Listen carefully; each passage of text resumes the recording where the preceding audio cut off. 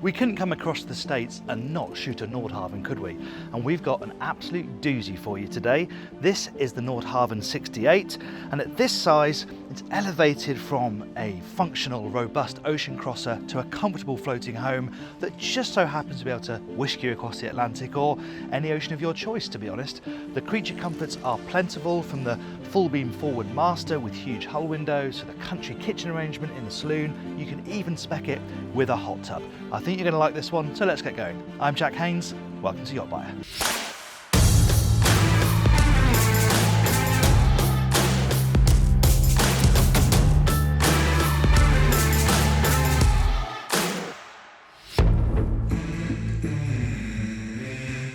Before we get going, do us a favour, hit that subscribe button and the bell icon and you'll be notified every time we upload a new tour. Right, we're going to start this tour from up here on the Flybridge. This is a nice place to be. You've got a helm station up here, hasn't got a steering wheel, but you've got rudder control, throttle control, an MFD, you've got your major controls, nothing more than that. As you see downstairs in the bridge, that is a serious wheelhouse. You've got all your equipment there. This is for nice days like this, where you just want to be out catching the breeze up top. It's a socialising space as well. You've got this nice wrap of seating. It's set quite low. I don't think you'd even be able to see out, to be honest, or see forward at least if you're sitting down. So they might want to raise that a bit, but it does mean you can have drinks and dine up here even if you want to. There is also a wet bar to make that easier. You've got a sink, no grill, no doubt an option if you want it, but there's fridge, ice maker under there as well. And I mentioned the hot tub in the intro, and if you do want that, well, you can have that right here. When considering where this boat can take you, the fact that you can get to some far-flung destination, then drop into the hot tub, sounds pretty nice to me. And then this staircase here leads down to the bridge deck. What's really nice about a Nordhavn of this size is you get really good living spaces all over the place. We're now aft on the bridge deck. Obviously, this is a really nice place to look down over the back of the boat if people are fishing. You've got a great view from up here, but it's also got a really nice seating area. Lovely high gloss wooden table, storage underneath this bench, and this would be a lovely place to travel if the weather's not quite so good, because you are protected by that big wheelhouse, so you shouldn't really feel the breeze here too much at all. Another reason why on anchor it's going to be good. The breeze will be coming over the bow, you're outside, but you're well protected, and there's space there for some more chairs to face into the boat. The interesting thing about the arrangement of this boat is that down on the main deck it's asymmetric, so you only get one big side deck. Here on the bridge deck it's symmetrical, so you get equal access around both sides, you get boarding gates on both sides, you get doors on both sides, and these are Dutch doors, so you can half close them if you want to, or fully close them if the weather's really heavy. And then in the Portuguese bridge, in both corners, you've wing stations. Repeaters for the throttles and the thrusters, and depending on which side you're coming alongside, then you can pick your side. And there is another wing station on this boat as well, which we're going to see later on. So an owner-run machine, plenty of spots for the owner to choose where they're going to do the manoeuvring from. And then you have this really well-protected Portuguese bridge that splits, and then you're down onto the boat deck. This is a really functional space. It's all decked out in heat-resistant, grippy flooring. This is where you're going to be launching, recovering the tender, so you want to be sure-footed.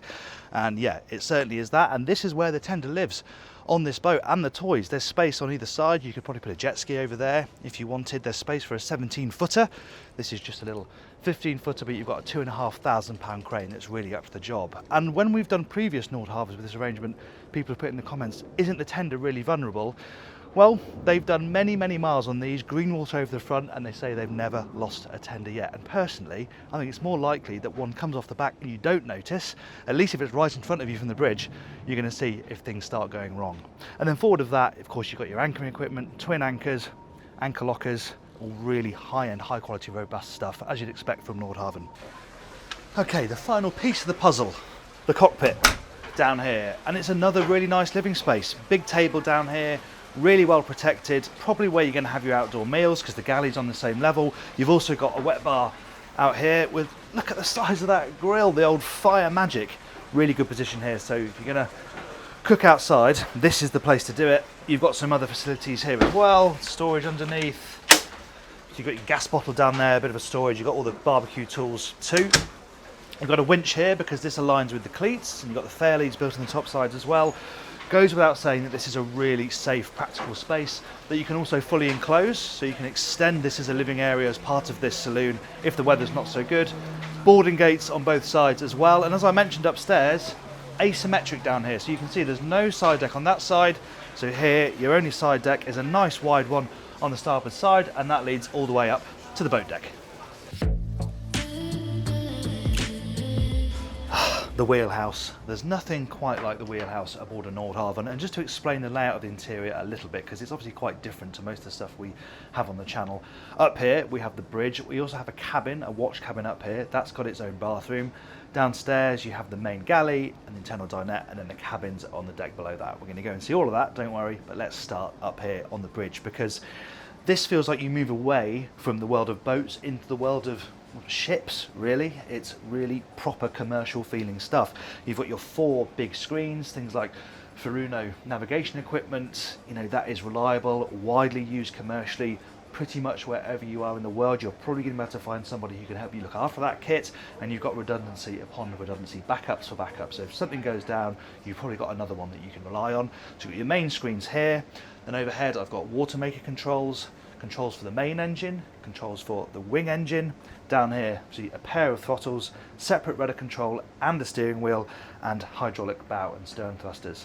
It's a typical Nordhavn arrangement. You have a 400 horsepower main engine, a Scania on this particular boat as I mentioned, and then a 160 horsepower backup John Deere wing engine. And I'll talk a bit more about how the engines are used when we're down in the engine room. That place is a delight, so hold on for that. But if you think about it, you are going to spend so much time in this area, cruising along at 8 knots with your max range of 4,000 nautical miles. This is a really important living space, as well as somewhere to helm the boat from, hence why you've got a really nice dinette up here. This is comfortable, you can eat up here, there's space to do work. You're elevated, so you can see forward, even if there are people sitting in these adjustable stid chairs.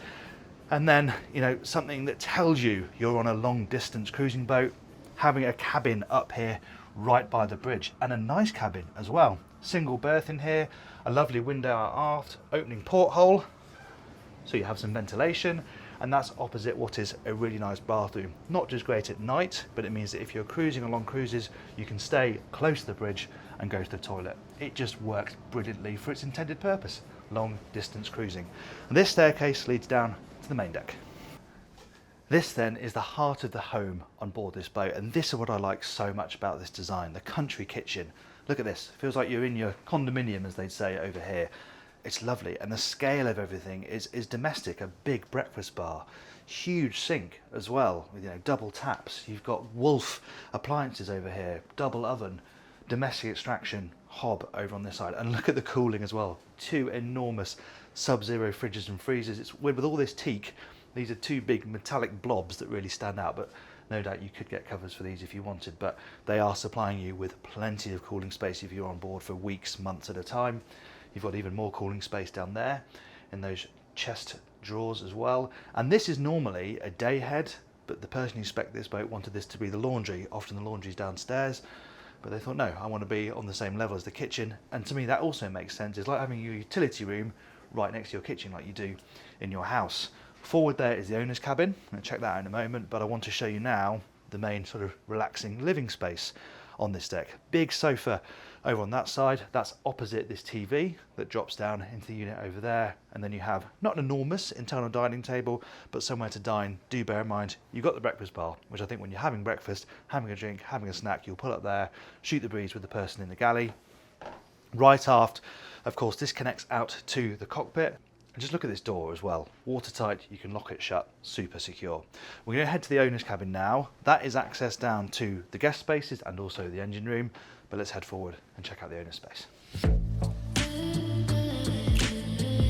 the owner's cabin is right forward, and it is a lovely space. Full beam, really bright, because we've got triple hull windows on both sides, so you can lie in this big bed and admire the view from the comfort of your pillow. These don't open, but you've got 3 opening hatches above. This is the boat deck above us. I can just see the outboard above me, and these are oversized, really nice size. So loads of natural light flooding in, and you can pop them open. Again, if you're on anchor, the breeze is going to be coming over the bow, and you can cool this place without having to always rely on the air conditioning. And there is so much storage in here. All of the drawers down here. There's a hanging wardrobe there. There's a hanging wardrobe there. There's one there, and there's even a walk-in. This feels like a cabin that you could live in for months more than weeks. In fact, the whole boat does.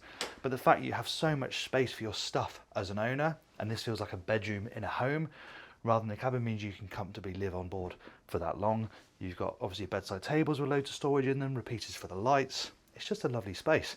TV up on this bulkhead, and then we come to the heads. And this is great. Nice big sink here, large separate shower cubicle, heated towel rail as well, so you can get your towels nice and toasty. Yet another hatch overhead, even more important in the bathroom, so you can let the steam out when you're having a shower. And then right forward, you have the head, where it should be, right at the front of the boat. Right, let's go and see where the guests sleep. This guest staircase has actually been rearranged on this boat. Usually it's forward, but this owner didn't want that, and it creates a nice private access point from the saloon down to the 2 guest cabins and also the engine room, where we're going to head in a moment. First of all, the hallway. There's storage here, but there's also another wine cooler, which is a useful addition. You've also got your switchboard. So of course the helm is right up top, but you want this probably more in the middle of the boat. The main deck you're going to be spending most of your time, so having all that close by is sensible. And then we have 2 cabins here. We're going to start in this one because I would deem this the VIP simply because it's got a walk around bed. As you'll see in the other one, you haven't got that, so this is the most comfortable guest cabin. It's got hanging storage over there, and like the owner's cabin, there's a big focus on storage, so there's huge drawers underneath the bed as well and inside the twin bedside tables. The bathroom is alongside, not the scale of the owners of course, but you've still got a nice sink unit again with plenty of storage dotted underneath and space for a separate shower cubicle. There isn't much natural ventilation because these portholes don't open, so you're going to be relying on your extraction in here, but it's a nice sized space, and as I said, just slightly more comfortable than the one across the way here, which is still a nice double, but you can see the berth is slightly compromised because the person on that side is going to have to clamber over the person on this side if they want to go and use the bathroom in the night, but still a decent sized berth. And I talk about the lack of ventilation, but of course everything's air conditioned, so you've got air conditioning running down here, so it's a nice temperature. Storage not so good in here, a very slim hanging locker, but you have got these big drawers underneath the bed, and importantly of course a bathroom. The bathroom is actually slightly nicer than next door. I think it's bigger. You've still got the separate shower cubicle, you've got a much bigger sink and even more storage, big mirror as well. Again, like the other spaces on this boat, these areas feel homely. Right, let's go and have a look at that engine room. Being an owner-run boat, this area is so important, and Nordhavn has made it so easy to look after the machinery on board this boat. One of the benefits of having 2 smaller engines, yes, you can only really go sort of sub 10 knots, but it's tiny, it's a tiny block, which means you've got loads of space around it. It's easy to inspect, it's easy to work on, it's comfortable to move around in here. It steps up further aft, but here around the main engine, over 6 feet of headroom. So it's really easy to move around this space. You've got a workbench over there with a vice, toolkit.